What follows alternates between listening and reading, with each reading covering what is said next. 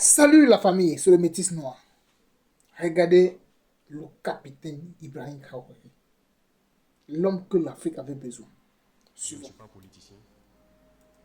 Je ne suis pas politicien. Je n'ai pas de langue de bois. Moi, je suis un militaire. Et je préfère vous dire la vérité. Chacun est libre de prendre ou de laisser. Tout le monde roule dans sa voiture, tout le monde vit bien. On mange matin, on mange midi, on mange le soir. On fait ce que nous voulons faire. On est libre de parler, de dire ce que nous voulons. C'est la démocratie, c'est le droit, c'est tout. C'est tout ce que nous connaissons à Ouagadougou. Mais allez-y les voir, les enfants qui ont la peau sur les os. Allez voir les vieillards qui meurent de faim. Allez voir ces femmes qui ne peuvent plus allaiter parce qu'elles n'ont plus rien dans le sein. Allez les voir. Ne faisons pas semblant. Si nos journalistes n'ont pas le courage d'aller sur le terrain, Si nos journalistes n'ont pas le courage d'aller sur le terrain et vous ramener ces ingénieurs d'images, parce qu'on veut laver l'image du Burkina, je vous dis que c'est faux, ça existe. Quand je vous parle des gens qui mangent l'herbe, celui qui veut contester, je l'amène demain à les voir. Ça continue, ça n'a même pas cessé. Parce qu'on a pu ravitailler certains villages, mais d'autres pas encore, on est toujours en route.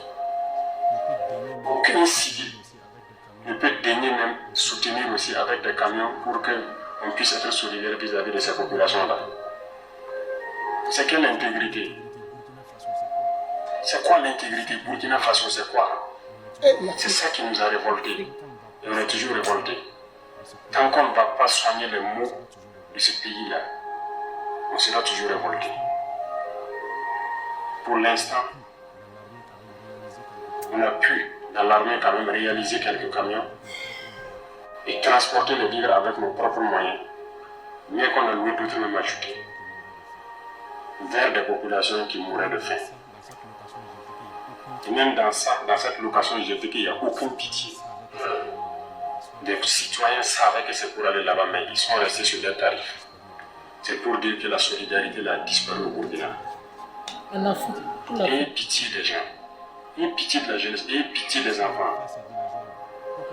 Qu'est-ce qu'ils ont fait ces villageois-là pour que quand le soleil tombe, eux ils se retrouvent dans les grottes, dans les arbres, ils quittent le village. Et le matin ils se pointent, ils regardent pour voir si tout va bien avant de revenir. Ils dorment dans la brousse, ils ne peuvent pas dormir chez eux.